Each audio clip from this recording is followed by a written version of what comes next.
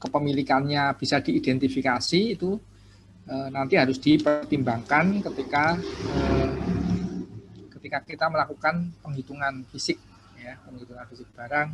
Nah, barang-barang yang bukan milik kita, apakah itu dalam perjalanan yang mungkin menggunakan FOB destination kalau kita beli, atau FOB shipping point kalau itu kita jual, juga barang-barang konsinyasi yang bukan milik kita itu harus diidentifikasi dan harus dikeluarkan, begitu ya. Intinya adalah yang bukan secara kepemilikan, bukan milik yang kita lakukan stok opnam itu harus kita keluarkan. Itu prinsipnya seperti itu. Oke, terus hari ini kita akan belajar tentang arus biaya. Ya, arus biaya itu adalah bagaimana kita menetapkan nilai inventory. Ya. Nilai inventory itu kalau misalnya inventorinya itu mutasinya besar gitu ya, frekuensinya, katakanlah kita membeli dalam 1 bulan bisa 10 kali gitu ya misalnya, dengan harga yang berbeda-beda. Nah, ketika kita menjual, kita akan menggunakan harga yang mana gitu. Nah, itu adalah sebaliknya juga begitu. Kalau misalnya di stok barang, katakanlah kita beli dalam bulan itu 100 unit gitu, lalu akhir periode kita tinggal 25, nah itu harganya mau kita kasih yang harga berapa. Itu jadi permasalahan itu akan kita bahas dalam yang namanya aliran biaya. Jadi bagaimana kita menentukan harga atau menentukan cost dari persediaan itu, baik yang dijual maupun yang masih sisa di gudang. Ya, itu. Nah, itu nanti ada ini kita ambil dari yang buku Piso ya, yang bab 8.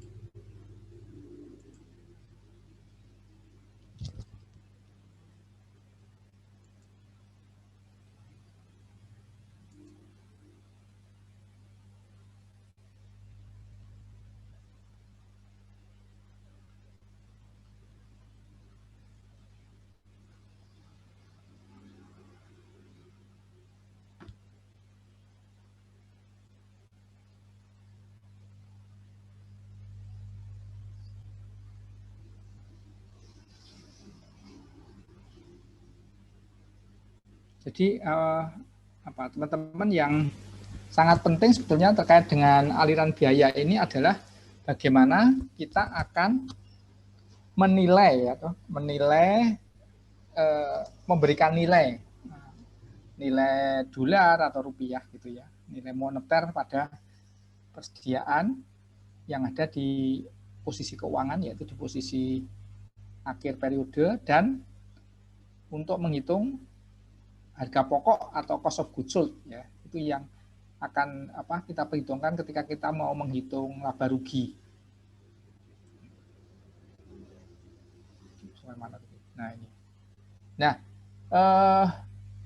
ada yang berlaku saat ini ya teman-teman, itu ada 3 ini yang diperbolehkan oleh standar akuntansi dan juga oleh pajak ya.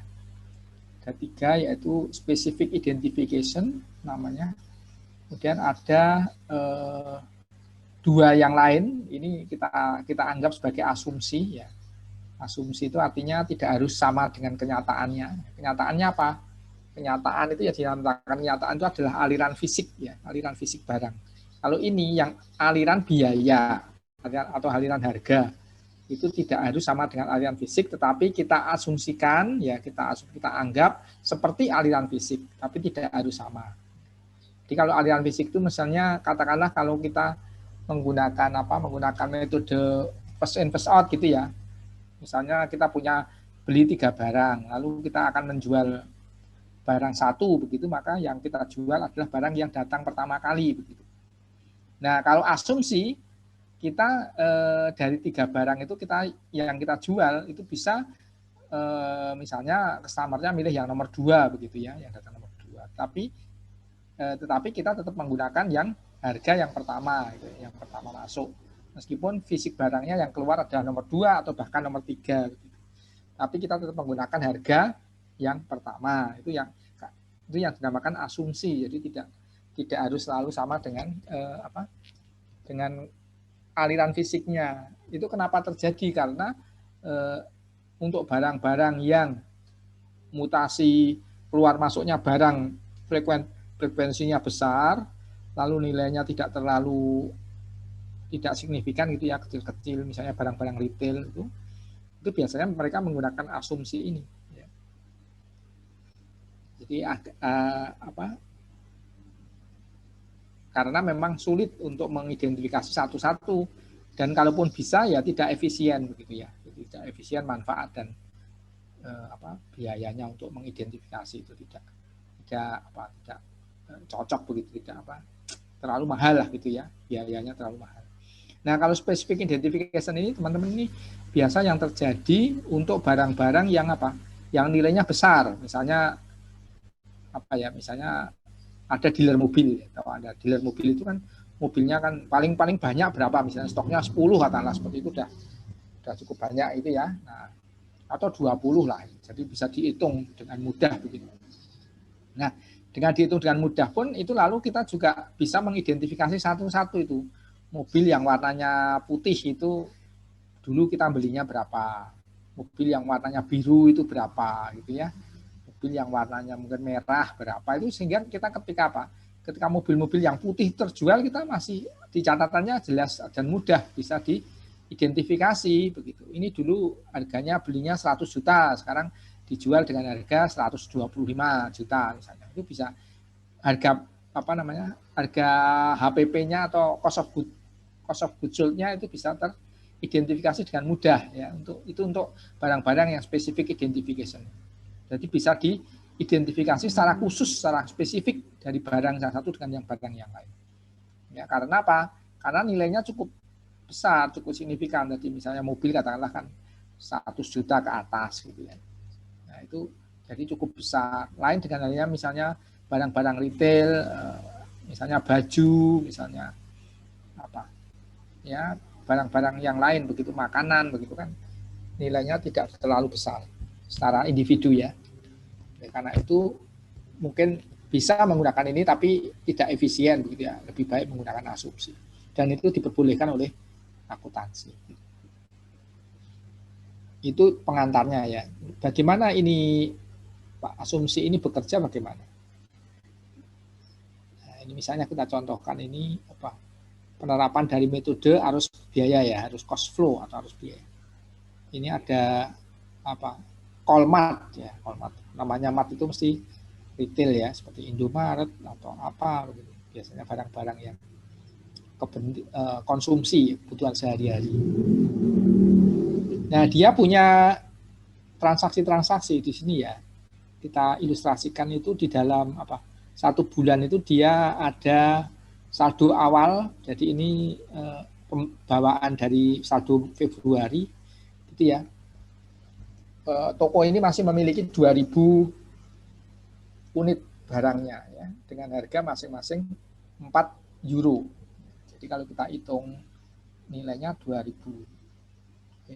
Wah, ini enggak ada nilainya ya. Ini 2 unit aja dia. Terus tanggal Maret 4.15 itu dia ada mulai membeli. Membelinya adalah berapa? 6.000 nih, ya kan?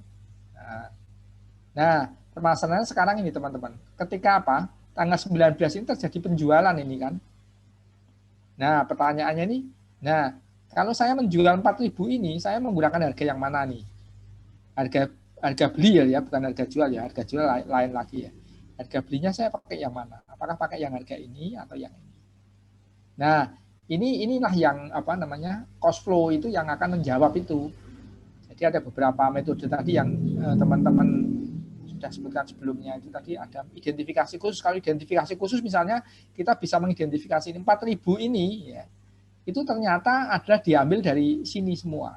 Nah, jadi apa? Jadi COGS-nya atau cost of goods sold-nya adalah 4.000 kali 4,4 euro. Ya. Nah, padahal apa? Dalam kenyataannya itu teman-teman, untuk barang-barang yang seperti ini, itu 4.000 ini diambil acak ini ya. Dari antara dua asal ini, dari asal saldo awal atau pembelian ini diambil aja acak set gitu kan. Bisa ketika kita identifikasi misalnya 2.000 dari sini, 2.000 dari sini, atau bisa juga 4.000 dari sini semua ya, atau campuran ya. Nah itu tidak terlalu, ketika kita menggunakan asumsi maka tidak terlalu kita perhatikan. Lalu kita menggunakan asumsi. Sekarang kalau kita menggunakan asumsinya adalah FIFO ya, FIFO itu barang masuk pertama akan dikeluarkan pertama juga. Nah kalau FIFO berarti kita akan menjual tanggal 19 Maret ini 4.000 ini kita ambilkan dari yang barang ada duluan ya toh, ini yang 2.000 dulu ya kan. Berarti apa? Yang 2.000 ini diambilkan dari sini yang harganya 4. Lalu sisanya baru diambilkan dari sini. Gitu. Jadi terdiri dari 2 lapis yaitu lapis pertama adalah dia menggunakan yang satu ini ya. Berarti berapa? COGS-nya adalah 2.000 kali 4 berarti 8.000. Kemudian yang 2.000 kali diambilkan dari sini 2.000 kali 4,4 berarti 8,8 ya. Jadi apa? COGS-nya adalah 8.000 tambah 8,8. Persediaan akhirnya mana? Persediaan akhirnya ya berarti kalau tadi asumsinya FIFO first in first out, maka yang tersisa itu adalah 4.000 dari sini, ya kan? Karena ini sudah diambil 2.000. Nah, jadi sisa akhirnya adalah 4.000 kali 4,4. Itu prakteknya ya dari sisi FIFO.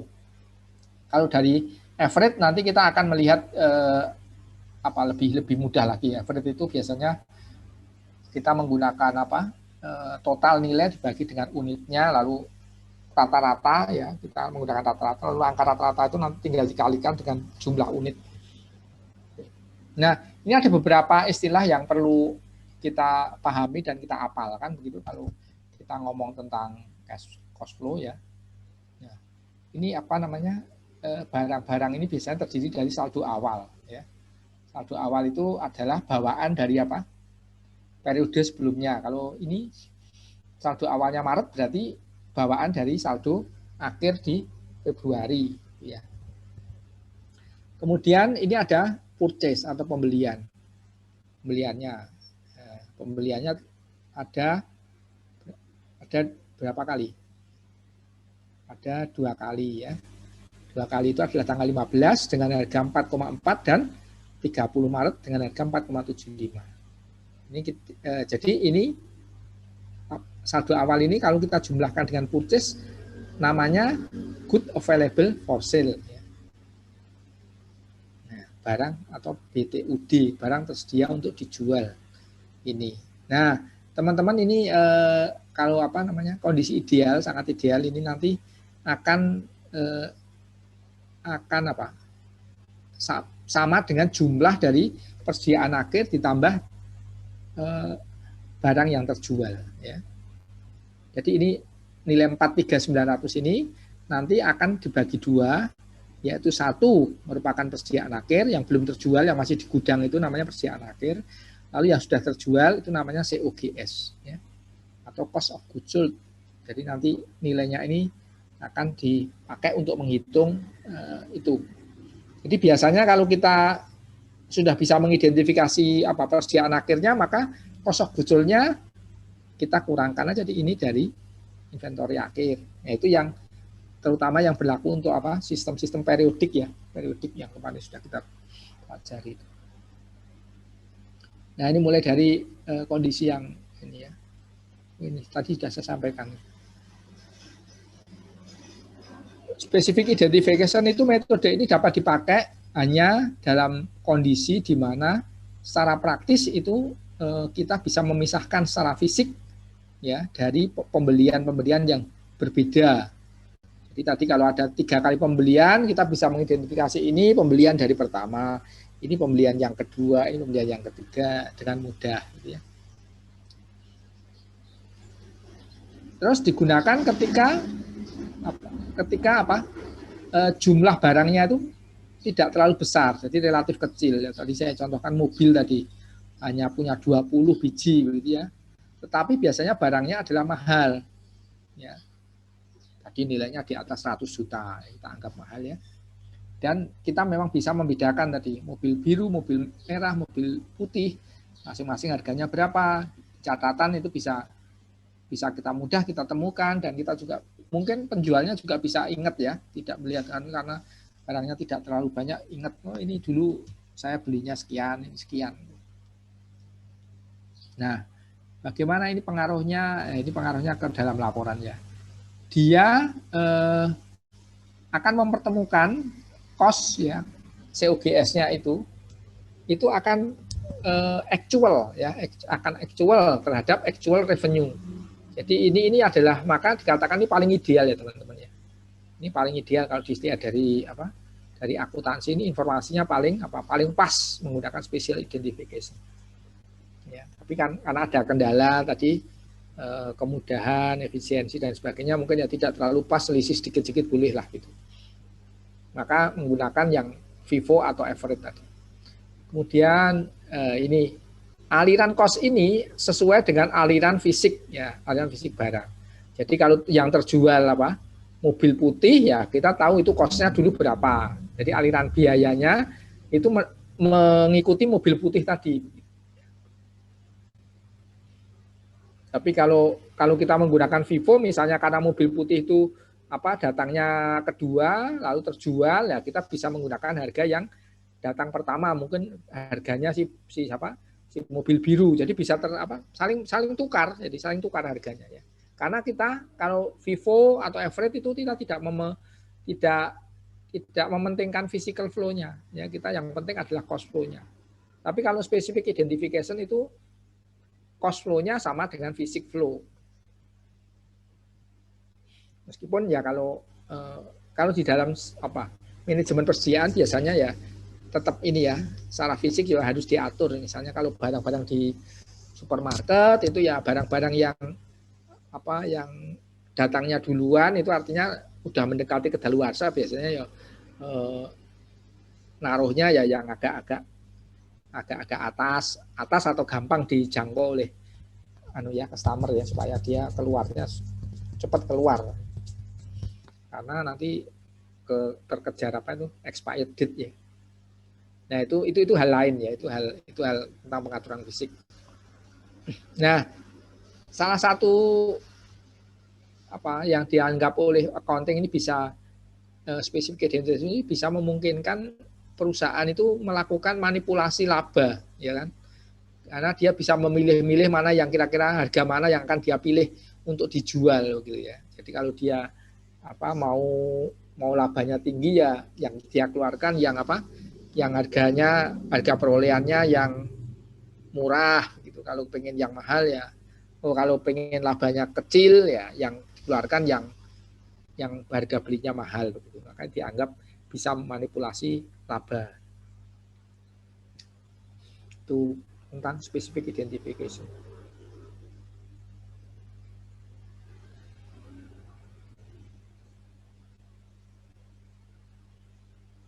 Nah, sekarang ini teman-teman.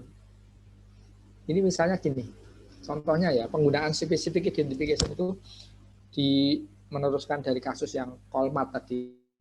Misalnya ya, pada Colmart itu ada 6.000 unit ya inventorinya, itu bisa diidentifikasi kebetulan ini. Identifikasinya adalah bahwa 6.000 unit itu terdiri dari 1.000 unit yang dibeli pada tanggal 2. Kemudian ada yang 3.000 unit itu berasal dari pembelian tanggal 15. Dan 2.000 unit berasal dari pembelian tanggal 30.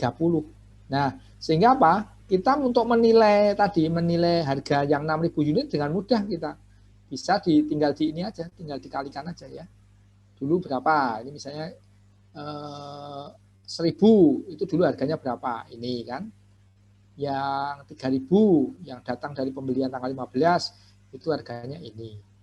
Yang 2.000 dari pembelian tanggal 30 harganya ini.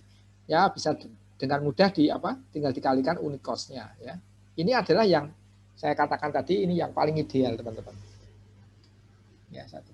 Ideal. Lalu kita bisa tahu ini, oh berarti inventory akhirnya adalah nilainya ini. Ya, jadi angkanya yang tadi ini dari yang saya sampaikan tadi, ini diingat-ingat angkanya tadi ya. Cost of available for sale tadi, yang jumlah persediaan awal tambah pembelian tadi nilainya ini toh.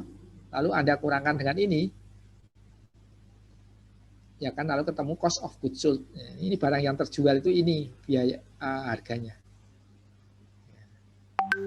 Ya ini nanti di laporan laba rugi tinggal dikurangkan dari penjualan. Ya ini ya teman-teman, ini paling ideal seperti saya sampaikan tadi terkait dengan model arus biaya special identification ya. Nah, ini kita bisa. Ini yang paling ideal.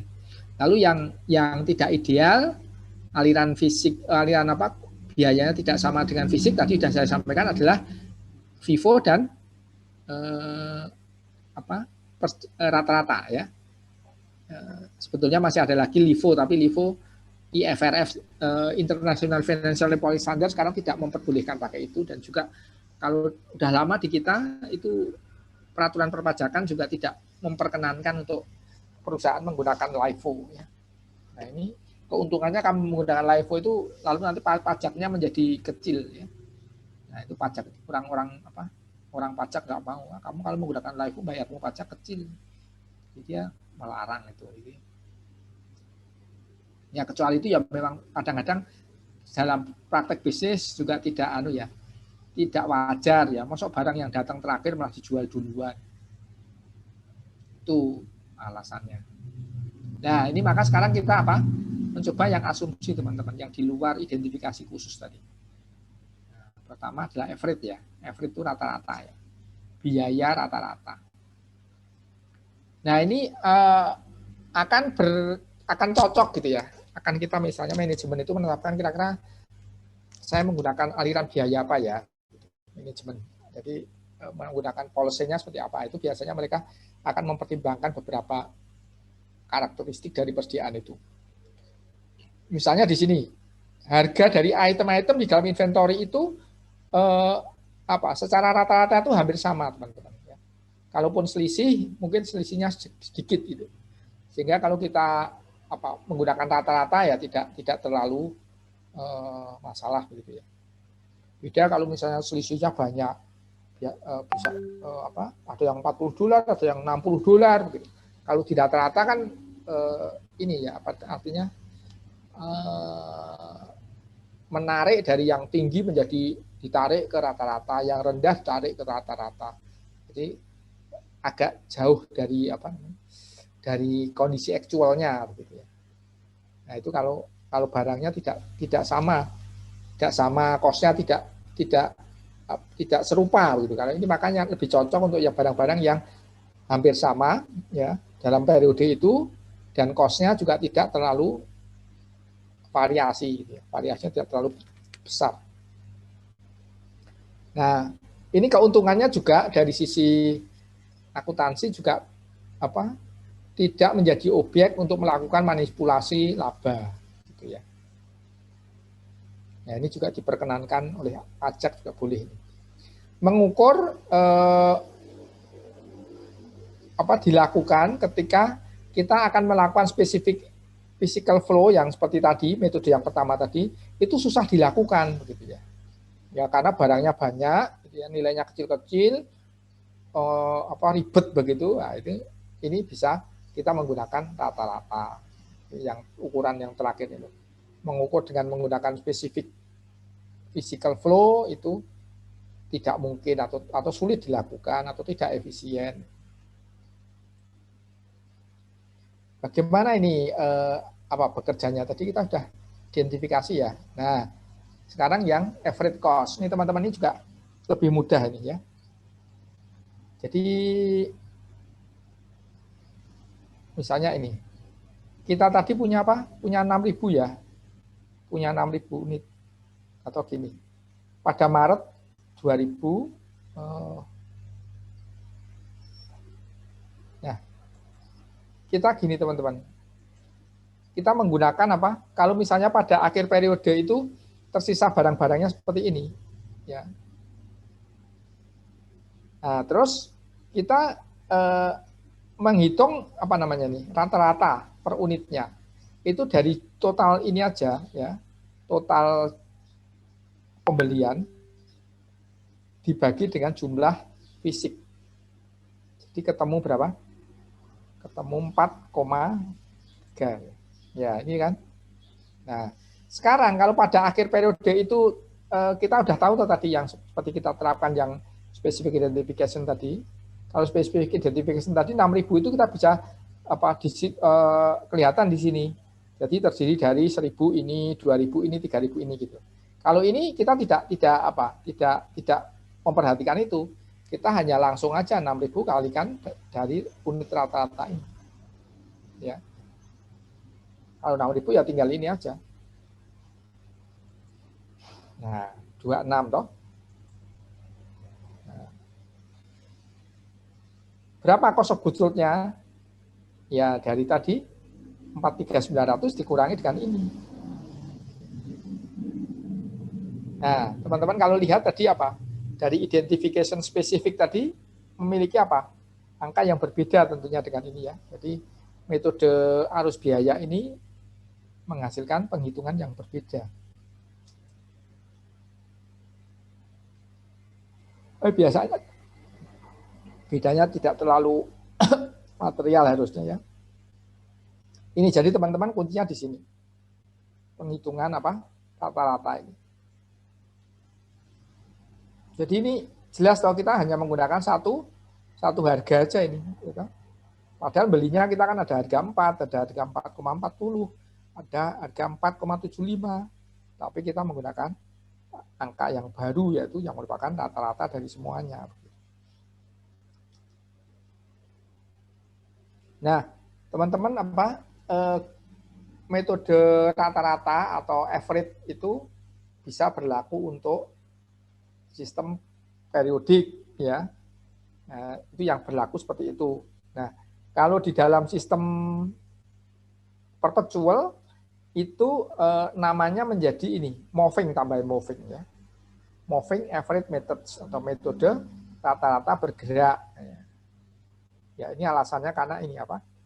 Karena rata-ratanya itu bergerak, teman-teman. Bergerak itu artinya berubah-ubah. Ya, berubah-ubah. Setiap kali ada pembelian, rata-ratanya berubah. Kalau tadi kan satu nih, ya. Yang ini teman-teman lihat nih.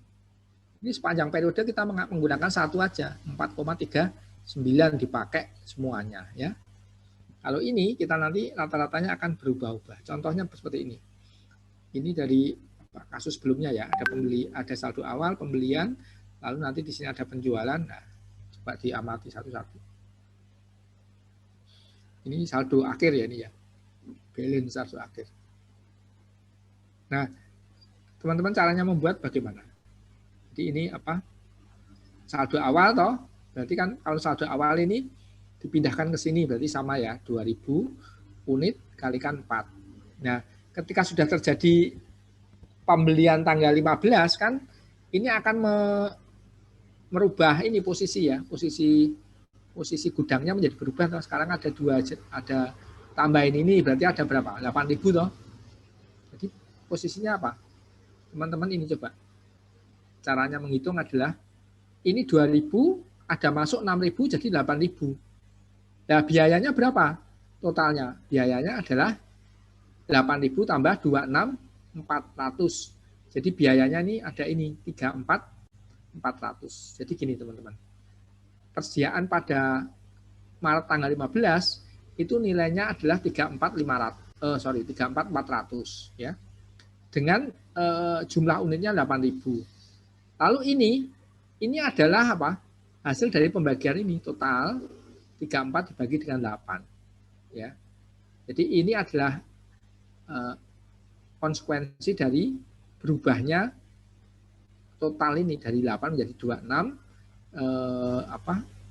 unitnya dari 2.000 menjadi 8. Itu ini. Jadi ini teman-teman ini ditentukannya dari sini ya. Ini dibagi ini ya. Nah, terus ketika terjadi penjualan tanggal 19, nah kita menggunakan apa? Rata-rata sebelumnya, rata-rata terakhir, rata-rata terakhir. Nah, terakhirnya kan ini tahu kita menggunakan ini tahu 4,3 tahu.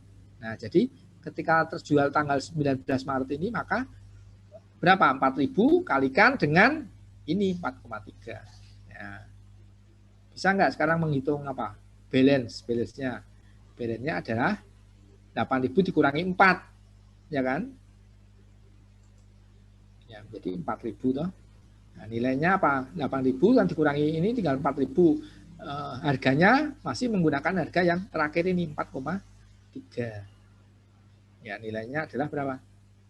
17.200. Jadi nilai yang teman-teman harus hitung itu adalah ketika ini ada pembelian ini. Ya, ada pembelian, ya kan? Nah, ini dihitung. Nanti kalau ada penjualan dia hanya mengikuti dari penjualan, ya. Ini menggunakan jual, lalu sisanya ya masih menggunakan ini. Nah, sekarang coba kalau pembelian tanggal 30 pasti dia juga begini, teman-teman. Jadi nanti ini 17.200 ditambah 9.500 dan fisiknya 6.000 sehingga nanti kita menghitung lagi apa namanya? Rata-ratanya, ya. Nah, rata-ratanya itu adalah ini, teman-teman. Yang merah ini adalah bahwa ini adalah hasil perhitungan baru dari 26 bagi dengan 6.000. Jadi kita bisa lihat toh ini rata-ratanya ini berubah toh dia. Ya enggak? Awalnya 4.000, lalu berubah menjadi 4,3. Lalu setelah ada pembelian tanggal 30 berubah menjadi 4,45. Ya. Inilah kenapa metode ini dinamakan moving, gitu, karena dia berubah-ubah. Kalau tadi kan kita tetap toh yang tadi berapa tadi 4,38 atau berapa tadi kan satu kali toh. Dia tidak bermutasi, tidak moving, tidak berubah. Ya. Nah, lalu ini temulah nilainya 26.700 nilai apa? Nilai akhirnya. Jadi ini ditekankan juga ini di sini. Dalam metode ini, Colmart itu akan menghitung unit cost rata-rata yang baru ya setiap kali dia membuat pembelian. Setiap kali pembelian. Ini kan ada pembelian baru. Ini ada pembelian tanggal 15 ini baru ya kan. Dari 4 menjadi 4,3 kan baru. Lalu ini ada pembelian lagi baru berubah jadi 4,4. Gitu. Ada pertanyaan nggak? Ya ini kalau kita bicara tentang inventory ini cost flow ini kan ya paling substansi ya paling penting ini. Karena masalah penilaian ya. Itu tadi apa? Yang kita bicarakan adalah average atau rata-rata. Nah, sekarang kalau kita menggunakan metode yang lain, yaitu yang kita namakan dengan metode FIFO. First in, first out. Kalau di Indonesia kan jadi masuk pertama, keluar pertama. MPKP ya. Sering ada di buku-buku buku-buku akuntansi keuangan Indonesia diterjemahkan menjadi MPKP. Di standar standar itu pakai MPKP atau bukan? Kayaknya ya MPKP. Masuk pertama, keluar pertama. Nah, ini berlaku untuk apa? Tadi untuk apa? Yang rata-rata kan tadi bisa toh untuk apa karakteristik persediaannya seperti apa yang cocok atau yang mungkin sesuai dengan kondisi ini. Nah, ini biasanya FIFO itu mengasumsikan bahwa barang yang dipakai atau yang dijual itu adalah sesuai dengan urut gitu ya, urut. Tahu urut nggak? Urut itu yang dibeli dulu akan dijual dulu itu. Jadi dalam order gitu ya, urut. Jadi kalau Anda datang seperti orang antri, ini juga antri loh nih. Yang datang duluan dilayani duluan. Yang datang duluan dijual duluan. Antri, jadi sistemnya antri and order. Terus nah ini mendekati sistem fisik, ya sistem barang fisik. Ya. Seperti sistem barang fisik itu kan gitu toh. Kalau barang datang duluan, dijual duluan. Ini kalau ini kita bicara tentang cost-nya ya. Cost-nya itu kita anggap yang barang keluar duluan itu adalah menggunakan cost yang pertama. Nah, terus apa? Inventory akhir itu akan mendekati current cost ya. Mendekati harga yang terakhir. Jadi kalau harga apa namanya? Harga sekarang apa ya? Misalnya contohnya toko besi begitu ya contohnya. Kita punya stok besi dengan ukuran tertentu, itu harganya apa? Harganya berapa ya? 100.000 misalnya. Nah, itu mungkin kalau kita beli di pasaran sekarang ini harganya mendekati itu, mendekati 100.000. Ya, karena itu yang kita beli terakhir ya. Itulah satu apa ya namanya? Ya bisa kita katakan positifnya atau keunggulannya metode Vivo itu seperti itu. Jadi ini mendekati aliran fisik, saldo akhirnya mendekati harga yang terbaru gitu. Nah, cuman ini adalah apa? Karena ini dari sisi ending inventory ya. Sebaliknya di laporan laba rugi ini ada apa? Kekurangan. Jadi current cost-nya ini kalau dibandingkan dengan current revenue-nya ini tidak cocok. Karena apa? Karena barang yang terjual itu harganya beda. Dia menggunakan yang pertama, gitu. Menggunakan harga yang datang duluan, padahal kita menggunakan harga jual yang sekarang. Ini gagal atau tidak pas gitu untuk mematchkan gitu ya. Tapi kalau untuk nilai persediaannya dia paling mendekati. Jadi laba ruginya agak tidak akurat lah gitu. Ya, intinya begitu. Jadi masing-masing apa? Metode ada plus minusnya. Oke, lalu bagaimana ini bekerjanya? Persen besar. Jadi kemarin kita sudah belajar tentang sistem periodik dan sistem perpetual. Kalau periodik begini, menghitung COGS-nya pada akhir periode, jadi sekali saja. Jadi ini misalnya teman-teman, kita ini melanjutkan tadi yang soal yang tadi. Kita pada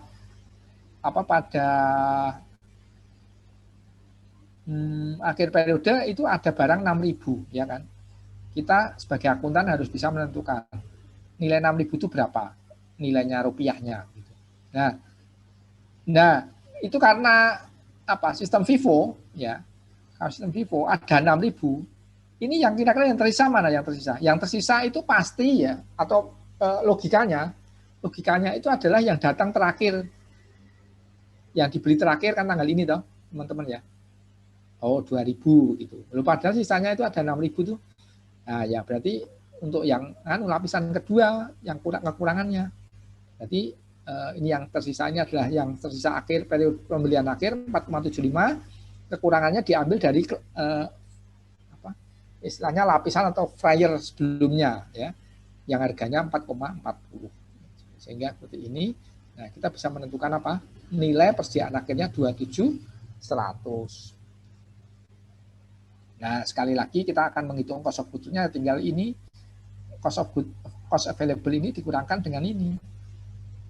Nah, begitu prosesnya.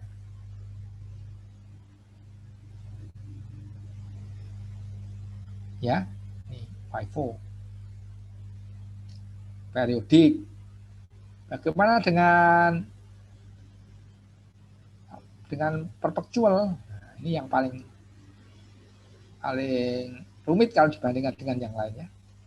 Sebenarnya nggak rumit juga sih, ya daripada yang lain lebih simpel yang lain. Jadi kalau sistem perpetual ya teman-teman harus ikuti ini ya, ikuti tiap harinya begitu, mutasi tiap harinya seperti tadi yang kita bicara tentang moving average tadi. Ya, ini gambarannya seperti apa? Jadi ini kan mulai dari saldo awal ya 2.000 gitu ya. Ini ada nilai nih. Nah ini teman-teman kayak gini nih bisa dikatakan ini namanya kartu persediaan atau stock card inventory. Jadi supaya kartu yang kita bisa tahu setiap saat gitu mengenai nilai inventory kita. Jadi sejarah dan nilai akhirnya kita bisa telusuri dari sini informasinya. Ini misalnya ini biasanya dibuat tiap bulan nih teman-teman. Kalau kita untuk bukunya misalnya tiap bulan ya, tiap bulan kita print begitu ya, mulai dari saldo awal sampai dengan akhir bulan. Nah ini kalau dihitung pakai manual ya memang agak ini ya agak repot, maksudnya kerjaannya agak repot gitu. Tapi kalau sekarang beberapa sistem namanya POS ya, point of sale, mungkin juga di supermarket itu registernya itu juga saya kira sudah menggunakan ini, sudah menggunakan seperti ini, sehingga ketika di print tiap harinya sudah bisa memunculkan saldo akhir. Jadi cara kerjanya aja secara ini ya teman-teman. Tapi kita sebagai orang akuntansi harus tahu ini caranya cara kerjanya ini harus tahu. Meskipun nanti yang mengerjakan adalah komputer nih, tapi kita tahu ini gimana ya kok bisa ketemu angka ini. Jadi seperti ini.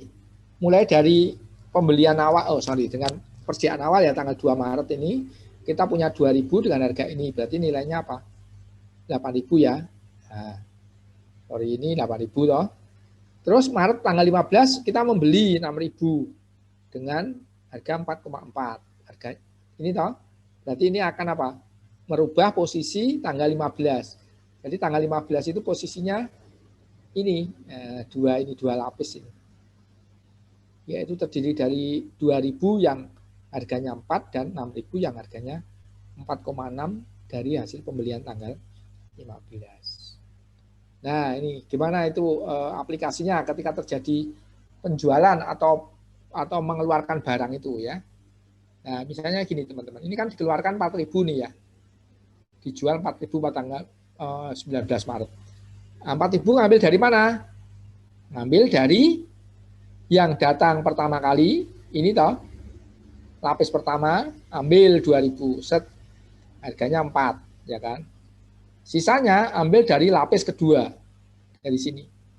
Ini yang harganya 4,4 ini diambil 2.000. Nah, harganya ini ya. Jadi apa? COGS-nya kita bisa tahu 2.000 kali 4 tambah 2.000 kali 4,4. Nilainya 16,800. Saldo akhirnya tanggal 19 bagaimana? Ya saldo akhirnya tinggal ini ya teman-teman. Tinggal sisa yang 6.000 dikurangi 2.000 ini tinggal 4.000. Yang ini udah hilang tuh, udah dihitung, udah dijual semua ini. Nah, tinggal yang ini aja tinggal 4.000. Kalikan ini. Nah, inilah saldo. Terus mutasi berikutnya adalah tanggal 30. Ada masuk barang nih 2.000 gitu. Harganya 4,75, nilainya 9.500. Ya tinggal ini aja dari saldo akhir ini sebelumnya ditambahkan aja dengan pembelian terbaru. Ini tambah pembelian terbaru 2.000 kali 475. Stoknya adalah ini. Ya ini yang dinamakan dengan apa? First in, first out ya, dengan metode perpetual. Ya ini jadi teman-teman apa? Kesimpulannya cash flow itu ada average dan ada FIFO gitu.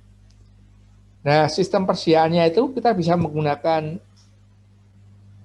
periodik maupun perpetual. Jadi perpaduan antara itu dua-dua itu sehingga mengakibatkan ada 4. Nah, tambah lagi satu lagi identifikasi khusus, jadi ada 5.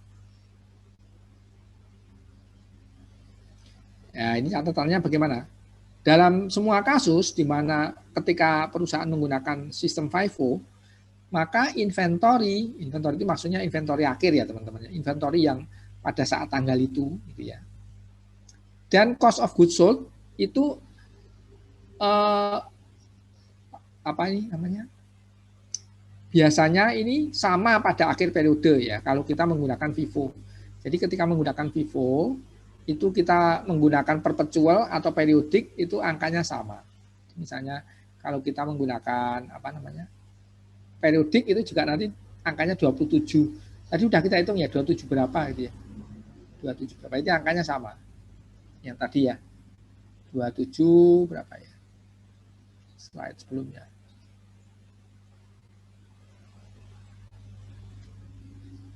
Ya ini 27.100. Ini periodik. Nah, ini sama dengan yang apa? Perpetual. Ya. Oke, itu yang paling penting itu ya teman-teman. Nah, terus apa? Seperti tadi itu kan setiap metode atau arus biaya itu akan menghasilkan apa? Nilai COGS dan nilai inventory akhir yang berbeda, ya. Jadi apa? Itu konsekuensinya di dalam laporan keuangan yang kita laporkan juga berbeda. Tapi berbeda itu tidak signifikan sih ya. Oleh karena itu gini teman-teman, ketika apa? Laporan keuangan itu biasanya ada namanya catatan ya.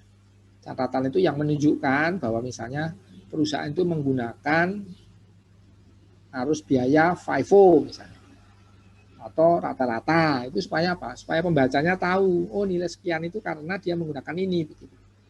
Jadi ada metode apa yang dipakai itu dijelaskan dalam catatan atas laporan keuangan. Nah ini misalnya nih teman-teman, ada dua metode tadi ya. Metode apa? Rata-rata dan metode FIFO.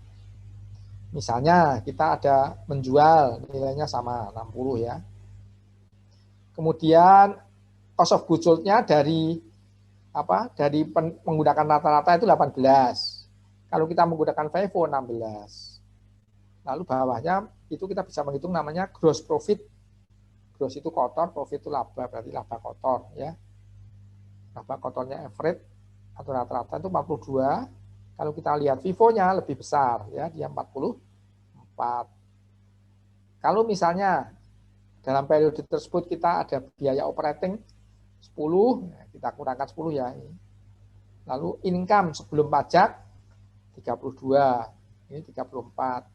Pajaknya 40%, 40% dari 32 misalnya. 12, ini 40% dari sini 13. Lalu laba bersihnya 19.200 dan 20.400. Jadi teman-teman bisa lihat ya nih ya. Metode FIFO itu akan menghasilkan angka yang lebih besar untuk laba bersihnya ya.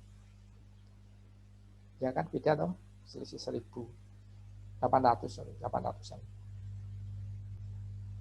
Terus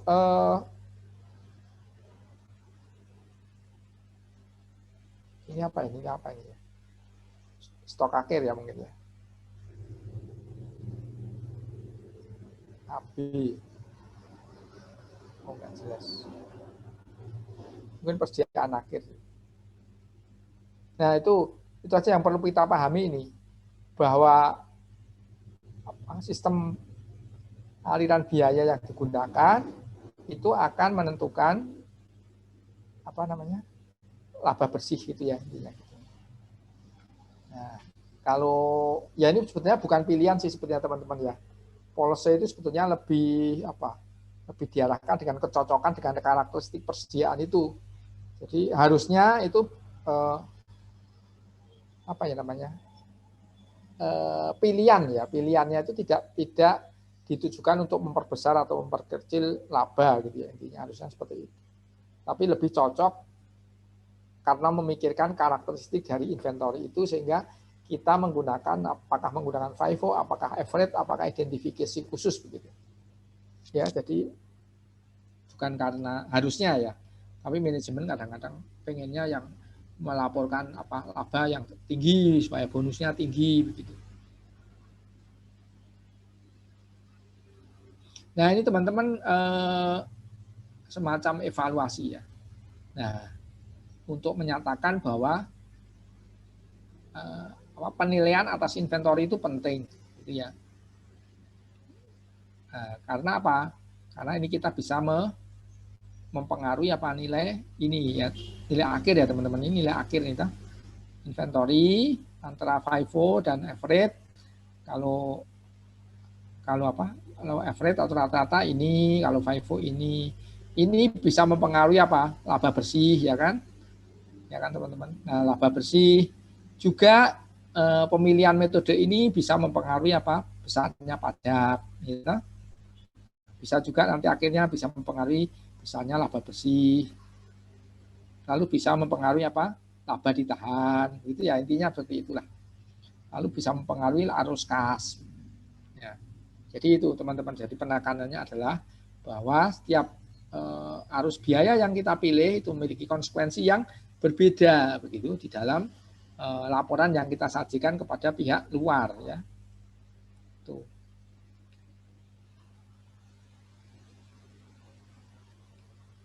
Nah, misalnya ini. Kalau misalnya halo, suara saya masih terdengar nggak teman-teman? Masih, Pak. Masih, Pak. Masih, Pak. Masih. Masih. Pak. Ini misalnya gini teman-teman, ini inventory ya, inventory akhir. Itu misalnya penyajiannya salah misalnya. Karena kita tadi salah hitung, salah menggunakan metode misalnya gitu ya, sehingga salah. Misstated itu maksudnya salah saji, penyajiannya salah, bisa lebih besar, bisa lebih kecil. Nah, misalnya di dalam laporan posisi keuangan itu inventorinya itu disajikan lebih rendah atau salah atau kurang saji, understated, ya, itu akan berpengaruh pada return earning atau laba ditahan itu juga nanti akan terlalu rendah.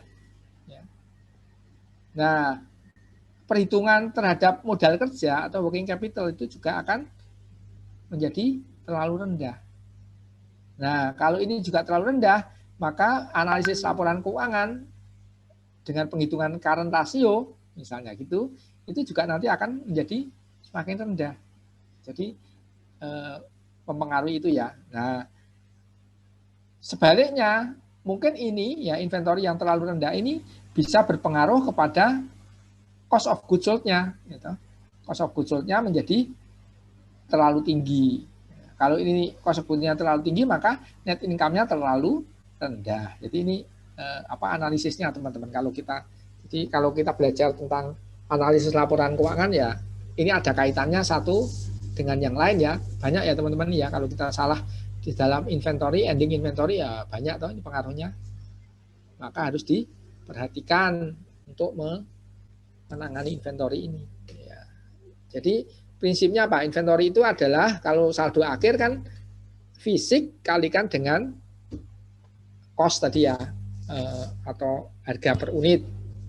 Nah, harga per unitnya kita akan ditentukan oleh apa? Oleh metode yang kita gunakan, apakah FIFO, apakah identifikasi khusus, ataukah rata-rata. Itu lalu jumlah fisiknya, kalau jumlah fisiknya itu mengandalkan pada stok opnam, jadi penghitungan pada akhir periode itu, menghitung fisik itu yang biasanya ditungguin oleh auditornya begitu ya. Karena auditornya juga dia takut toh kalau dia nanti menyetujui yang salah ngitung, ya dia belajar dulu ini gimana kamu caranya ngitung, ya dipelajari ininya prosedurnya ya, prosedurnya. Oke gini, oke prosedurnya bisa dipercaya. Dia menungguin pelaksanaan stok opnamnya. Dia ngecek barang-barangnya, ini barang-barangnya punya kamu bukan, nah, dia cek.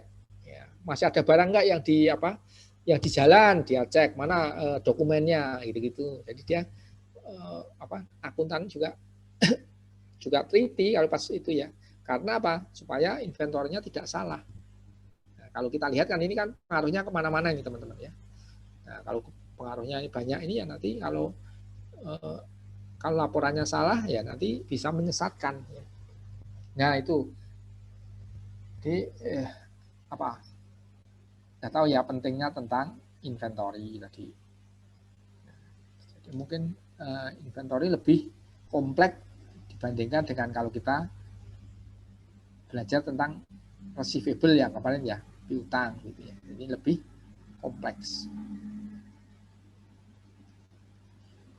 Ini ya tadi terusannya tadi. Nah, teman-teman ini sebagai tambahan pengetahuan teman-teman yang saya sampaikan tadi. Dulu itu yang misalnya seperti yang saya pelajari itu juga ini dipelajari ya. Namanya LIFO. LIFO itu nanti ada banyak ini. LIFO itu turunannya ada LIFO dolar dan sebagainya itu. Jadi ya banyaklah dulu saya belajar akuntansi keuangan tuh masih dipakai ya, masih dipelajari, dan ini juga macamnya LIFO seperti saya sampaikan ada beberapa begitu. Nah, yang sekarang ini apa? Beberapa negara masih menggunakan, ya. Tapi kalau IFRS, International Financial Reporting Standard, yang disetujui oleh berapa ya jumlahnya saya lupa. Kalau nggak salah ya di atas sekitar 50 negara lah begitu ya. Nah itu dia tidak memperbolehkan ya. Jadi berdasarkan standar internasional itu LIFO itu tidak diperbolehkan untuk tujuan laporan keuangan. Tapi mungkin untuk laporan untuk sendiri ya boleh ya, untuk apa? Untuk dipakai oleh manajemen begitu, mungkin untuk kepentingan lain boleh. Tapi kalau untuk laporan keuangan yang ke publik tidak. Ya, namun demikian itu LIFO itu masih diperkenankan di Amerika ya, di mana Amerika menggunakan yang ini teman-teman yang namanya prinsipnya apa? Dia tidak IFRS tapi masih menggunakan GAAP ya, Generated Accepted Accounting Principle GAAP. Jadi di sana pasar modal Amerika masih memperbolehkan perusahaan kalau dia menggunakan GAAP, tidak harus IFRS. Jadi dia ada dua opsi ya. Itu. Nah, ini nanti pengaruhnya juga ini teman-teman ya. Pengaruhnya bisa ke tax. Ya, biasanya dia ada tax saving. Tax saving itu penghematan pajak. Nah ini biasanya orang pajak yang nggak mau. Ya seperti di Indonesia aturannya udah lama ini. Tidak diperbolehkan kamu melaporkan inventory dengan LIFO, nanti pajakmu sedikit. Oke, itu tentang LIFO ya. Di sini tidak menjadi utama, tapi pengetahuan aja ini teman-teman untuk saya tahu bahwa kecuali FIFO ada LIFO.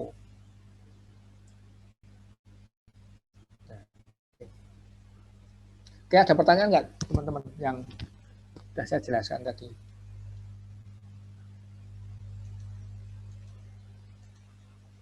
Ya, nanti bisa dipelajari lagi ya. Oke, terus kemarin yang PR-nya kemarin ya ini kalau Anda udah paham ini ya, udah paham juga PR-nya.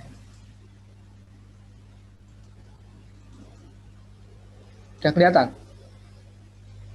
Udah Pak. Udah Pak. Ya oke, yang pertama PR-nya itu kan dengan sistem periodik ya teman-teman ya. Periodik itu sekali lagi apa periodik itu? Periodik itu COGS-nya dihitung pada sekali saja yaitu pada akhir periode gitu ya. Nah, kalau perpetual itu dia continue bergerak terus. Jadi kalau ada penjualan harus kita hitung COGS-nya. Jadi setiap hari juga kita bisa memonitor nilai persediaan yang ada di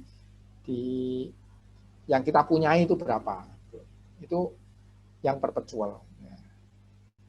Ini periodik ini lebih kalau dari sisi teori lebih praktis begitu ya, praktis. Tapi kalau untuk kontrol, untuk pengawasan yang lebih ketat itu ya perpetual lebih baik.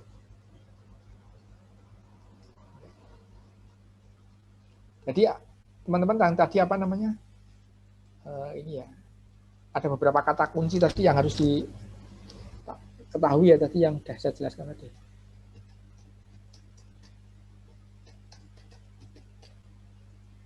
Tersedia dijual, gitu. Jadi saldo awal atau beginning balance ya, ditambah dengan purchase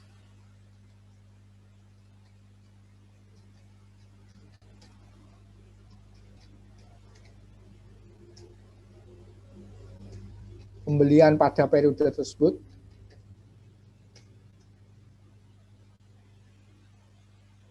ya kan,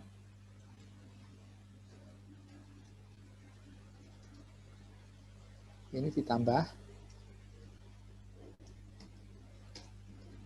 maka ketemu yang namanya barang tersedia dijual. Jadi kalau misalnya saldo awalnya 600 unit, ya kan, teman-teman, ada pembelian dalam periode itu 4.700, maka barang yang tersedia dijual adalah 5.300 unit, ya kan. Nilainya berapa? Ya nilainya tergantung dari nilai per unit itu, atau ini ya, cost per unit. Cost per unitnya berapa ini? Misalnya, diketahui nggak? Enggak ya, kita nggak ngelihat dari situ ya. Ini lalu ini purchase pembeliannya ini, karena pembeliannya beberapa kali tuh ini teman-teman ya kan. Ya ini loh, 1, 2, 3, 4, 5. Kalau kita jumlah 30.055 ya. Nah, kita apa? Kalau sistem periodik kita detail-detail ininya tidak terlalu apa? Memperhatikan ya. Yang diperhatikan adalah yang apa? Totalnya saja. Ini ya. Nah, ini nilainya ini awal tambah pembelian ketemu total available for sale 33. Ya kan? Nah, dari apa? Dari soal itu kan diketahui nih teman-teman. Penjualannya kan berapa? Penjualannya 4.500 ya. 4.500 loh. Ya. Terus kita berarti apa? Bisa tahu toh sisanya teman-teman ya. Nah, kalau saldo awal ditambah pembeliannya itu ada 53. Kalau sudah terjual 4.500 berarti kan ada sisa 800 ya kan? Gitu ya. Ya, Pak. Ya, sekarang apa? Tugas kita adalah 800 ini toh, nilainya unit toh ini. 800 unit ini ya, lalu ininya berapa nilainya? Berapa rupiah ya. Lalu dolarnya atau rupiah, dolarnya berapa ini? Nilai dolarnya berapa? Nah, nilai dolarnya sekarang gini teman-teman, kalau kita menggunakan apa? Vivo ya. Nah, gimana caranya tadi? Sisanya 800, ya kan? Berarti 800 itu yang pasti adalah dari pembelian terakhir. Pembelian terakhir kebalik saya mungkin ya. Tanggal 29. Pembeliannya mana tuh pembeliannya? 500, Pak. Tanggal 500 ya. 29. 500 ya. Dibalik aja teman-teman yang ini sorry. Supaya nggak bingung. Nah.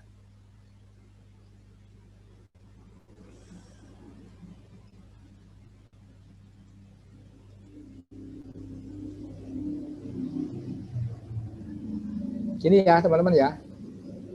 Jadi 800 itu karena itu perjalanan akhir pasti itu adalah dari harga dengan harga pembelian yang terakhir ya, asumsinya ya. Nah, pembelian terakhirnya berapa? 500 toh, harganya ini. Ya kan? Nah, padahal ini apa? Saldo akhirnya kan 800. Berarti yang 300 diambilkan dari lapisan sebelumnya yang dibeli tanggal 21 April 300. Nah, harganya tinggal disesuaikan tuh ini teman-teman. Nah, jadi apa? Nilai apa ini? Inventory akhir ya. Nilai inventorinya berapa? Inventorinya bernilai 1.980, ya kan? Nah, terus tinggal ini aja, ya kan? COGS-nya, cost of goods sold-nya.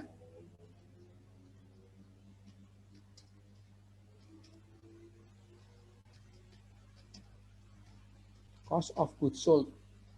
Barang yang terjual, cost-nya berapa, gitu, atau COGS. Tinggal dikurangi ini teman-teman. Available for sale ini. Mana? Available for sale. Ini nilainya, 33655 Anda kurangkan dengan ini.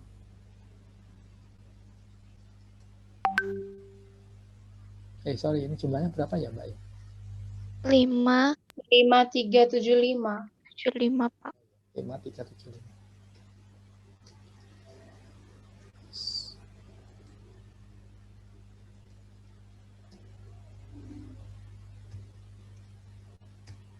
Ini ya. Ya, Pak. Ini. Ya, jadi nilainya ini ya. 28. Ya kan? Ini penjelasan saya ini. Vivo artinya barang yang masuk, ya mungkin tadi sudah silakan juga ya. Vivo artinya barang yang masuk kan terlebih dahulu akan dijual. Nah, hal ini akan mengakibatkan barang yang terakhir adalah barang yang masuk terakhir. Yang masuk terakhir itu kalau dalam soal ini adalah yang 29 April ya teman-teman ya. Itu ya. Ya, ini betul sekian. Karena saldo akhir ada 800 unit, berarti sisanya yang 300 ini adalah yang masuk sebelum terakhir, yaitu pembelian tanggal 21. Ya. Ini apa? Kepentingannya adalah kita mau ini dipakai ininya ya teman-teman ya. Dipakai apa? Kos ininya. Nah, jadi kenapa kita kok tidak pakai yang 6,4, kok tidak pakai 6,08 misalnya, itu kan ada beberapa ini. Nah, ini karena persediaan akhir itu adalah ini. Dari sini kekurangannya diambil dari sini. Gitu ya. Seperti itu. Oke, ada pertanyaan nggak? Jelas ya? Jelas? Ya. Terus ini nah, ini sekarang kita menggunakan average ya, teman-teman ya. Ini yang average. Yang average gimana? Kalau kita masih menggunakan sistem periodik ya sekali aja kalau kita hitungnya. Kalau perpetual baru kita menggunakan moving ya, yang moving itu yang tadi bergerak tadi. Jadi ini kita seperti yang tadi sebetulnya ya. Ada saldo awal kan. Ada purchase, ini data di soal ya. Tanggal ini gitu, lalu kita ketemu nilai pembelian ini ya toh. Kita jumlah menjadi available for sale.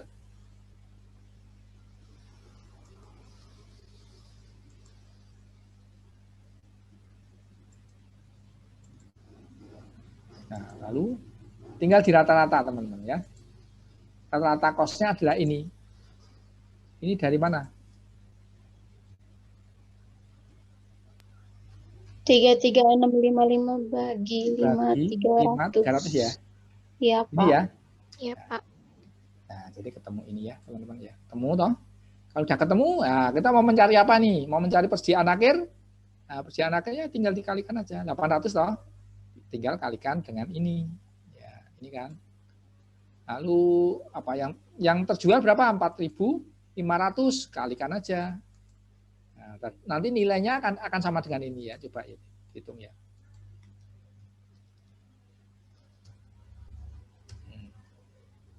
Sama toh, kecuali ada barang yang hilang, nanti hal yang lain itu sama toh. Iya, Pak. Iya, Pak. Terus itu oke ya, yang itu sistem basic periodik ya, periodik. Nah, sekarang yang sistem perpetual ya teman-teman ya, perpetual.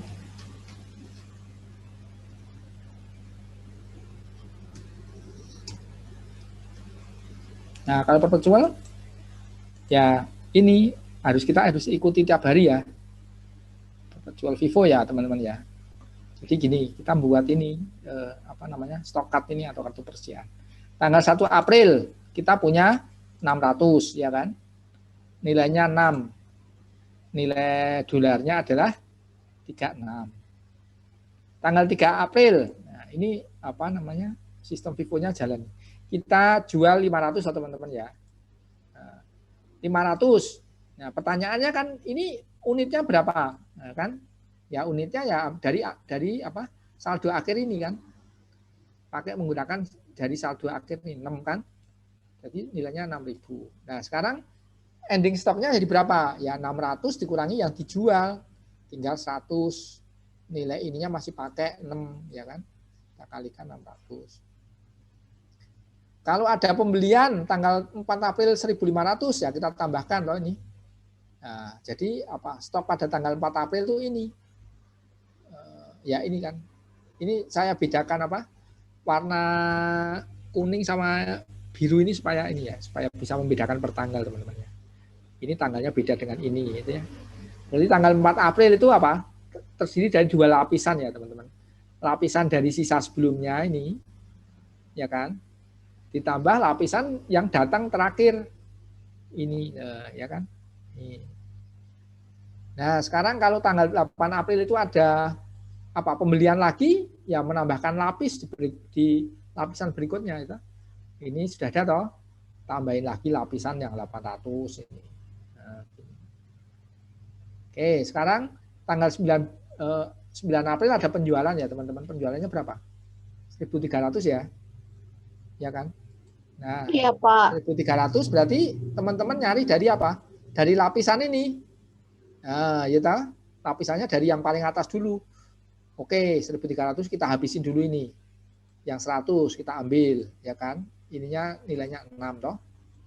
Kalikan ini. Lalu belum cukup toh, 1.300. Kita ambilkan ke lapisan selanjutnya. Ini kita ambil 1.200 di sini. Ya kan? Harganya kan ini dia. Ini. Jadi apa? Jadi kita menggunakan ini COGS-nya adalah fisiknya 1.300 dengan jumlahkan ini nilai dolarnya 7896. Ya. Jadi apa? Nilai akhirnya adalah sekarang ini yang lapisan pertama udah habis ya teman-teman ya, habis. Yang ini tinggal berapa? Tinggal 300 ya, 300. Nah, yang 800 masih utuh karena belum terjual di sini. Nah, jadi nilainya inventory tinggal teman-teman jumlahkan di sini aja.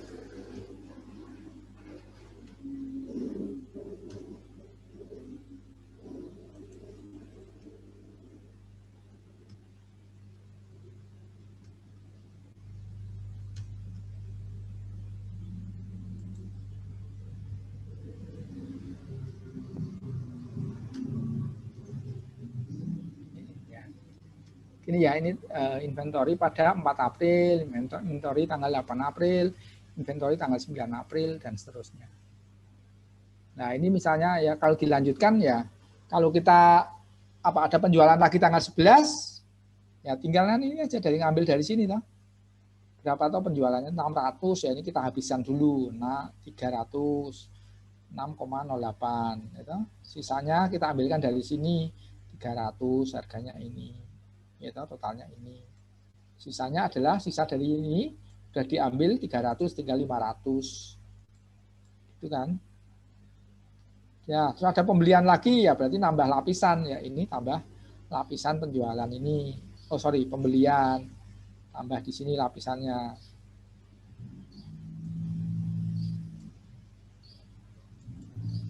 Nah, terus ada pembelian lagi, lapisannya jadi tambah satu lagi. Ya kan? Ada penjualan. Berapa penjualannya? 1.200. Ini kita habisin dulu set ya. Ini berikutnya 700 diambil dari sini. Ya. Nah, jadi ini sisa berapa? Ini sisa 500. Benar ya? 500. Ya, betul ya. 700 ini ya, Mbak ya. Ini ya. Iya, Pak. Oke. Ini kok 700 dari mana? Saya salah nggak ini? 700-nya dari yang lapisan ini ya. Ketiga. Yang Pak. Ya. Terus ya diikuti terus, ini tambah pengurangan lagi ya teman-teman ya. Dari sini kan dijual 900 berarti diambilin dari ini dulu toh. Nah, ini toh. Lalu kekurangannya diambilin dari sini. Jadi ini sisanya tinggal 300. Oke ya. Oke, lalu ada pembelian lagi menambah lapis. Dah. Berarti apa? Persediaan akhirnya ini. Ya kan? Ya, Pak. Oke. Itu yang Vivo ya, teman-teman ya. Nah, average ini karena perpetual maka menjadi moving average ya, average yang bergerak. Bergerak itu ya artinya setiap hari ada purchase atau ada pembelian, dia akan berubah. Nah, juga karena perpetual ini stokatnya kayak gini juga. Ini COGS ya.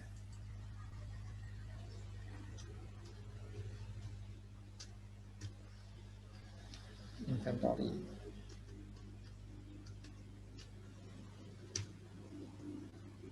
Nah, saldo awal nilainya ini ya kan. Tengahin aja ini biar.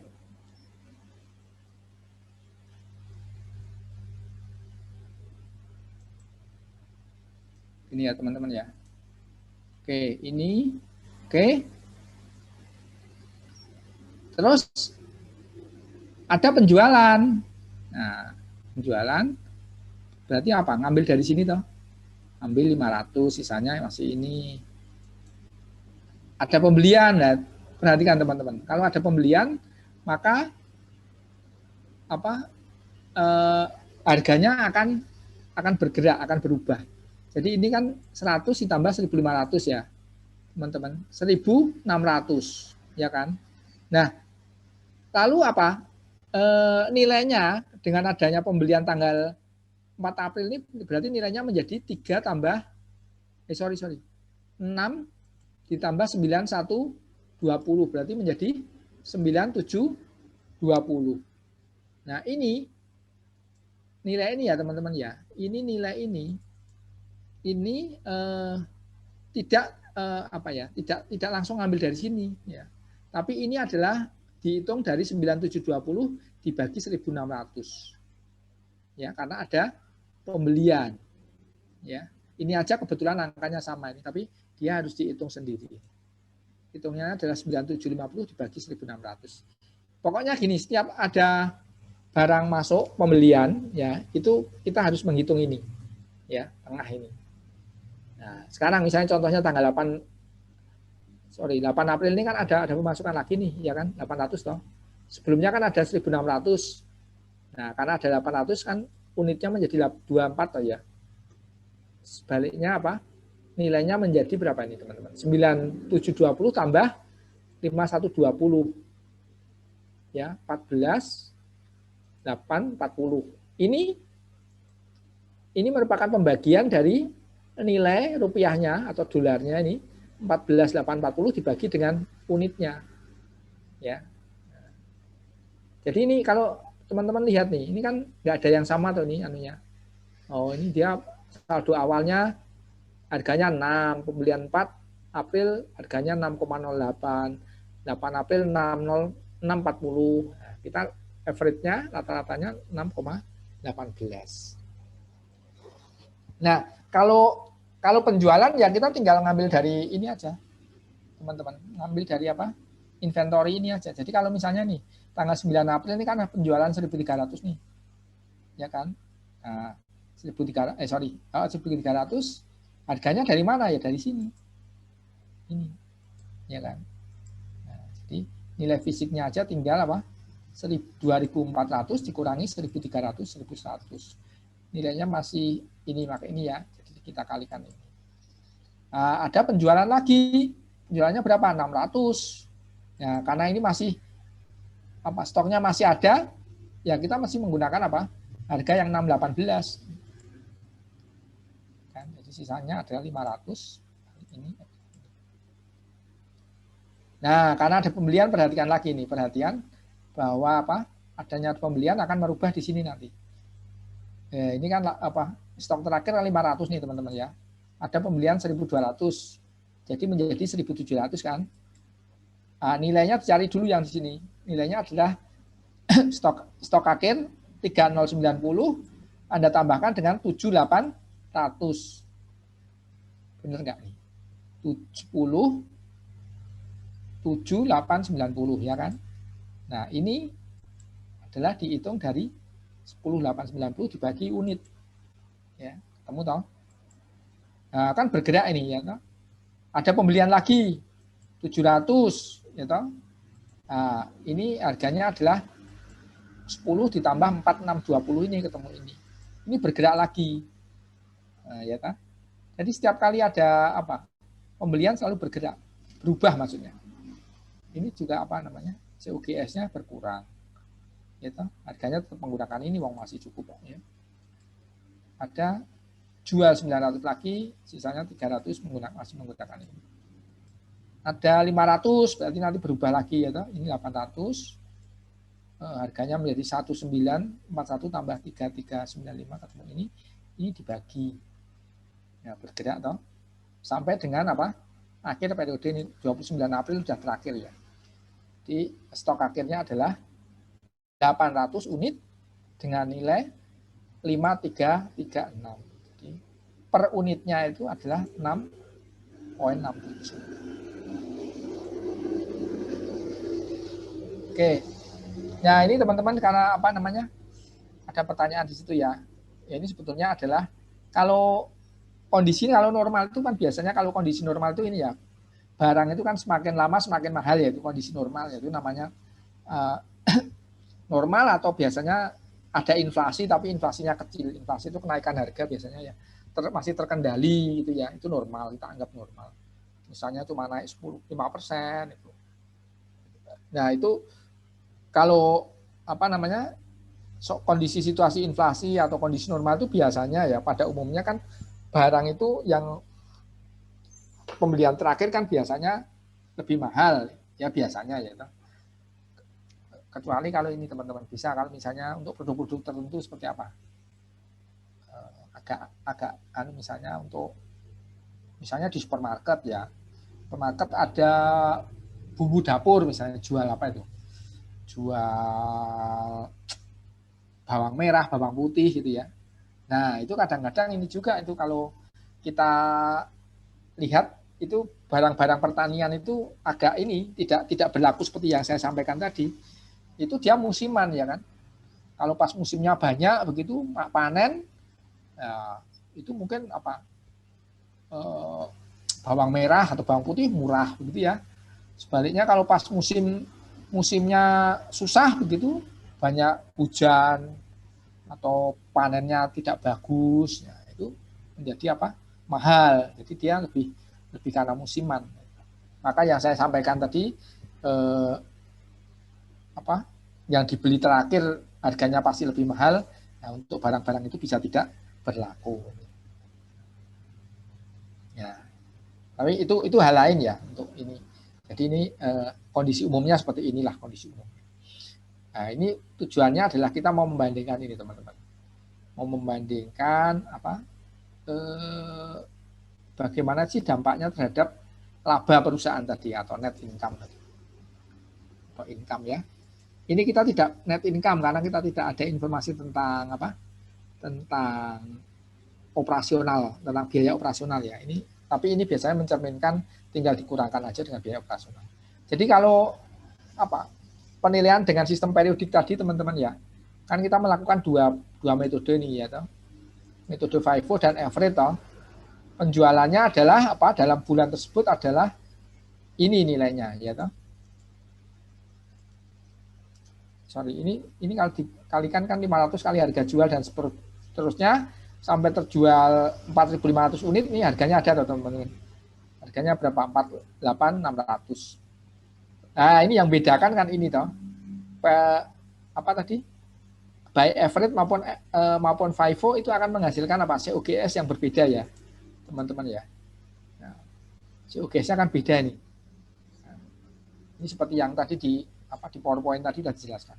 Jadi ini labanya labanya menjadi FIFO lebih tinggi dari average, ya kan? Selisih berapa ini? 300 ya, hampir 300 ya. Nah, kalau perpetual beda enggak? Nah, perpetual ini sama, ini hampir sama ya kan? Average yang berbeda. Itu ya.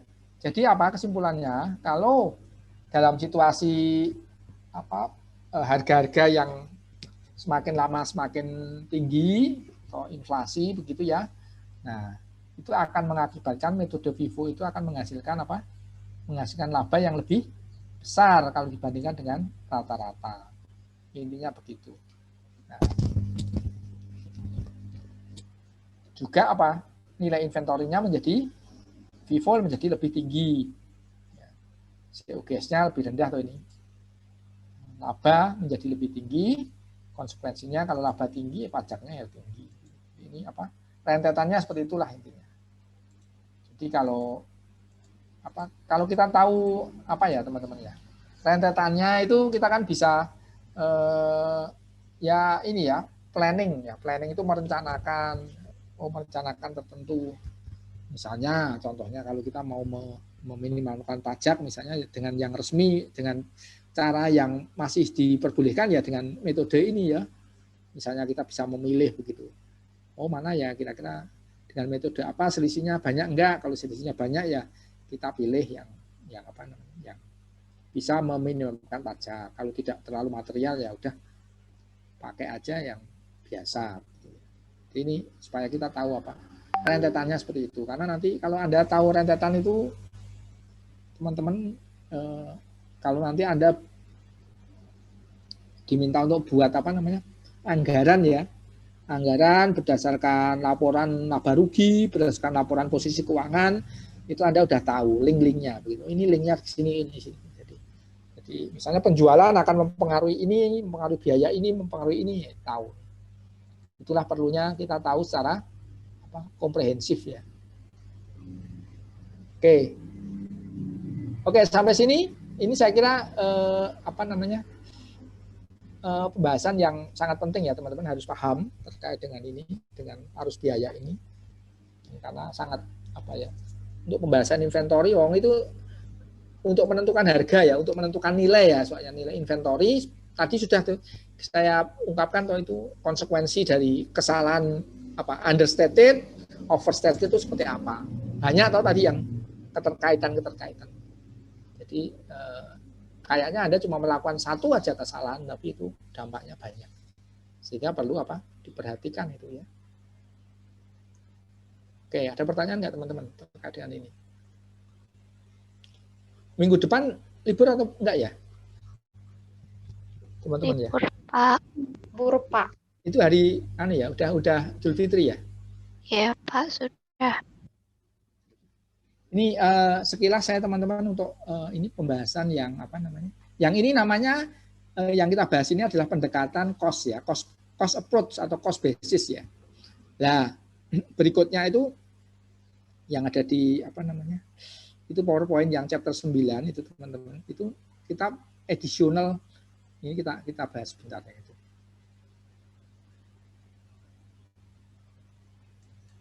Supaya nanti tahu gambarannya.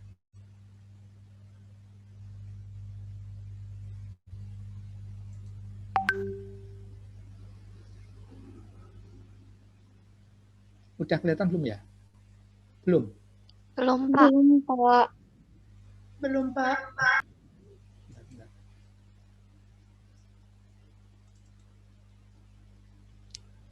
Udah. Udah, Pak. Udah, Pak. Ya. Nah, teman-teman itu yang kita pelajari tadi yang di chapter 8 itu adalah sesuatu yang sifatnya adalah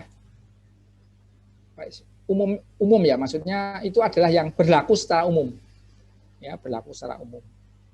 Nah, kita kadang-kadang menemui tadi ya, seperti teman-teman saya ceritakan tadi harga bawang merah, bawang putih, cabai gitu, hasil-hasil pertanian ya. Itu kadang-kadang tidak seperti karakteristiknya itu agak beda begitu ya. Tidak seperti inventory yang lain. Nah, kadang-kadang maka ada ini teman-teman. Ini babnya ini tentang apa tuh? Tentang additional valuation issue. Berarti apa? Isu-isu tentang penilaian tambahan. Ya. Jadi ini teman-teman, tadi ya umumnya kan kalau barang itu semakin lama kan semakin mahal ya. Semakin maksudnya yang dibeli terakhir semakin mahal. Nah, kondisi yang umum itu kita biasanya menggunakan dasar cost itu. Jadi harga pembelian itulah yang kita kita pakai untuk menunjukkan di dalam menghitung inventory dan COGS ya. Nah, tapi ada untuk jenis-jenis barang tertentu ya, contohnya yang pertanian tadi ya. Itu kadang-kadang harga perolehan, kalau kita mencantumkan harga perolehan itu tidak mencerminkan ini. Kalau di sini dikatakan Mas? Revenue producing ability ya. Jadi nilai yang kita tampilkan di dalam inventory itu tidak mencerminkan kemampuan menghasilkan pendapatan. Misalnya kita itu berdasarkan cost-nya, inventory cost-nya itu 2 miliar misalnya. Nah, tapi di pasaran ya karena kondisi tertentu itu bisa bisa turun gitu. Nah, sehingga kita harus koreksi. Ya, kalau itu tidak mencerminkan harga jual atau revenue producing ability ini, maka kita harus melakukan penyesuaian ya. Ya, ini misalnya, jadi dia itu bisa drop atau bisa turun harganya itu di bawah harga perolehannya. Tadi contohnya tadi yang bisa, ini contohnya juga kayak barang-barang ini ya, barang-barang bumbu dapur kayaknya. Nah, harga apa kira-kira namanya teman-teman? Harga jual perkiraan itu kita namakan dengan NRV, ya. Net Realizable Value, nilai yang dapat direalisasikan. Net, bersih. Bersih itu maksudnya karena kita sudah memperhitungkan biaya-biaya untuk menjual. Jadi misalnya ya ada barang yang rusak misalnya karena udah lama rusak harus diperbaiki. Nah, itu diperhitungkan biaya perbaikannya seperti itu. Sehingga untuk siap untuk dijual misalnya. Atau perlu dibungkus, dikasih packaging ya, dibungkus.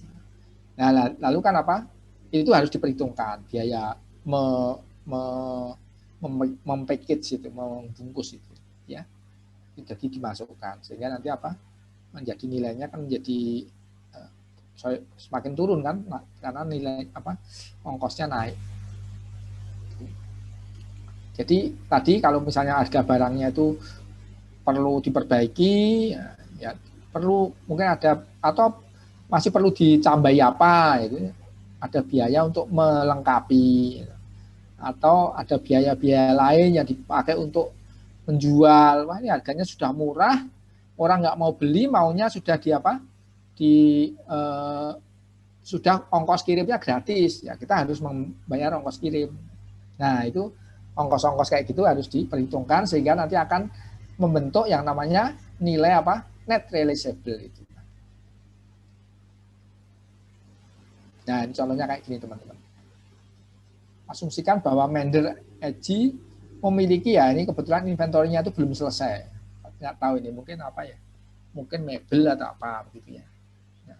Nah, cost-nya itu 950 ya. Cost itu harga ketika dia membeli atau dia membuat. Nah, lalu diperkirakan bahwa harga penjualannya itu 1.000 ya. Tetapi ada biaya-biaya tambahan yang dia harus keluarkan. Contohnya adalah cost untuk menyelesaikan produk itu. Jadi misalnya mebelnya masih belum finish, dia masih perlu diamplas atau perlu dipelitur supaya halus, perlu dicat lagi misalnya. Ada biaya ya kan? 50. Nah, ada misalnya kita harus mengirim barang itu dengan membayar 200. Nah, jadi dari informasi ini teman-teman bisa menghitung yang namanya nilai realisable-nya. Contoh caranya adalah dari nilai jualnya, gitu, ini kan dikurangi dengan biaya-biaya yang masih dibutuhkan. Ada dua biaya ini, 250 dan 200. Jadi NRV-nya adalah 750. Nah, teman-teman ini berarti kita sudah tahu tentang NRV ya. NRV itu 750. Padahal kita di dalam catatan kita, inventory kita itu mencantumkan nilai 1.000.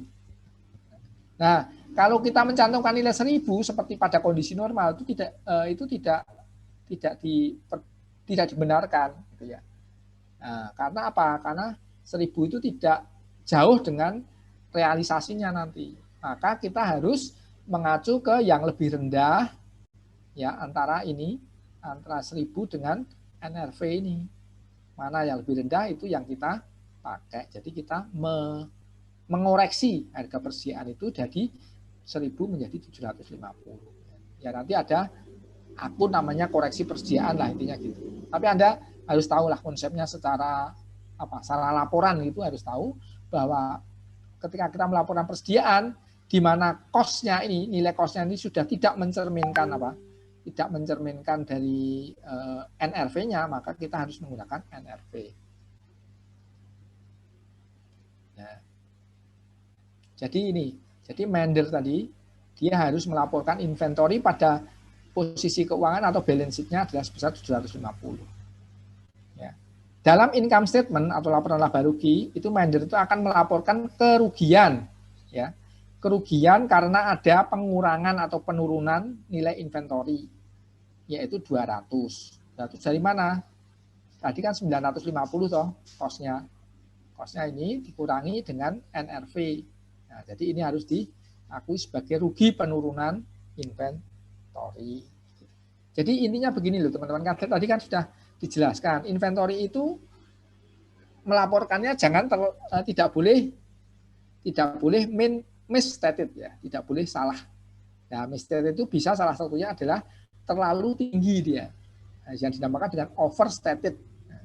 Supaya tidak overstated, maka standar akuntansi itu memberikan pedoman bahwa laporan inventory itu tidak boleh melebihi dari nilai NRV, itu intinya ya.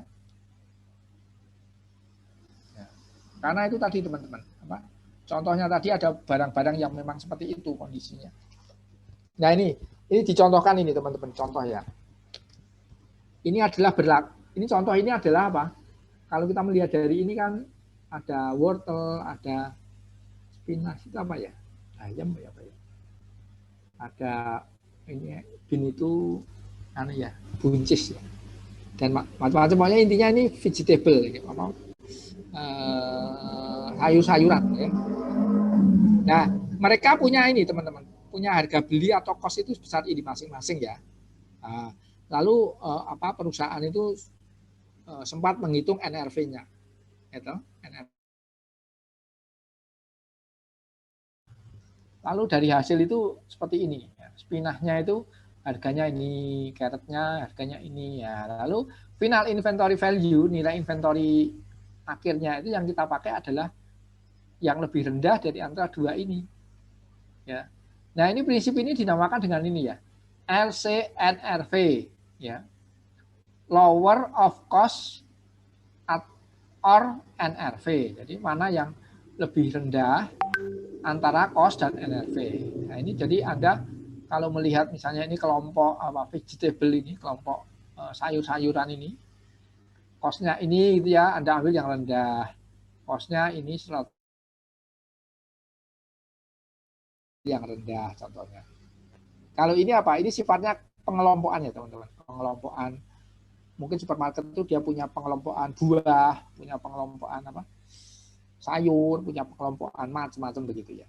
Nah, tapi bisa juga kalau dia tidak ada pengelompokan itu ya satu-satu bisa juga, cuma carrot saja bisa. Ya nanti tergantung juga kondisinya.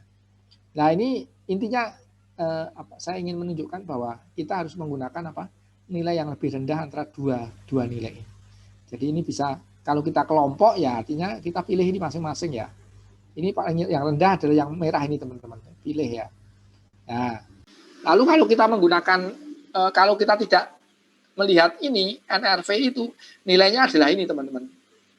Di buku itu nilainya adalah ini. Berapa ini? 180, 230 tambah ini ya, tambah ini berapa? Nah, padahal nilai setelah kita memperhitungkan NRV itu adalah ini. Ya. Sehingga kemungkinan nilainya ini itu lebih rendah dari ini. Sehingga kita nanti perlu journal adjustment supaya nilainya sesuai dengan nilai menggunakan prinsip ini. Ya. Nah, ini tadi kita melihat per satu-satu ya. Nah, ini kita bisa juga menggunakan ini. Ini ini pengetahuannya adalah kita bisa menggunakan pendekatan item satu-satu ya, yang tadi itu. Kita bisa menggunakan kelompok besar. Jadi ini teman-teman ada kelompok besarnya itu misalnya dibagi menjadi sayur-sayuran yang didinginkan ya. Ini yang mungkin yang didinginkan atau dibekukan, bekukan ya istilahnya ya. Dibekukan, dan ada juga sayur-sayuran yang dimasukkan dalam kaleng ya. Misalnya itu ada dua kelompok.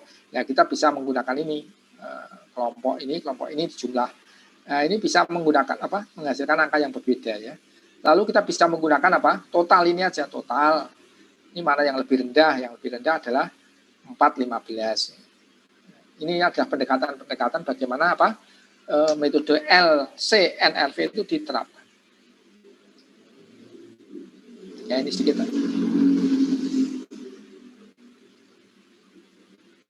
Nah, ini teman-teman, kalau memang cost-nya itu lebih rendah, ya. Jadi kita perlu membuat apa? Ini, membuat journal adjustment. Ya. Kerugian karena penurunan NRV, gitu. Ini kita bisa menggunakan apa? Dua pendekatan ya. Kita masukkan ke kerugian, kita anggap sebagai kerugian 12 misalnya. Bisa kita masukkan sebagai apa? Menambah COGS, cost of goods sold ke inventory. Nah, ini nanti apa?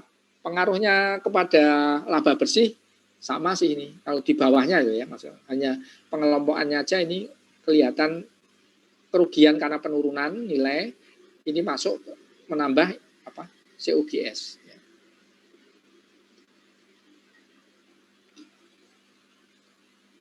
Oke, itu teman-teman mungkin nanti saya kasih PR nanti ditinggal sayangan lewat WA saja. Oke, ada pertanyaan nggak teman-teman?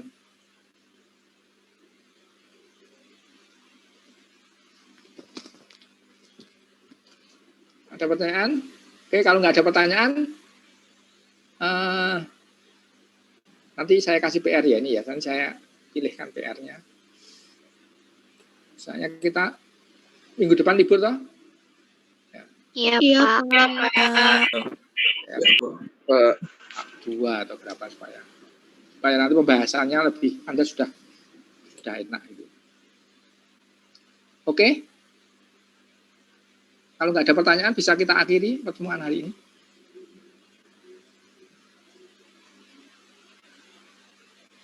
Baik, Pak. Baik, Pak. Ini ya, kita akhiri. Selamat berlibur.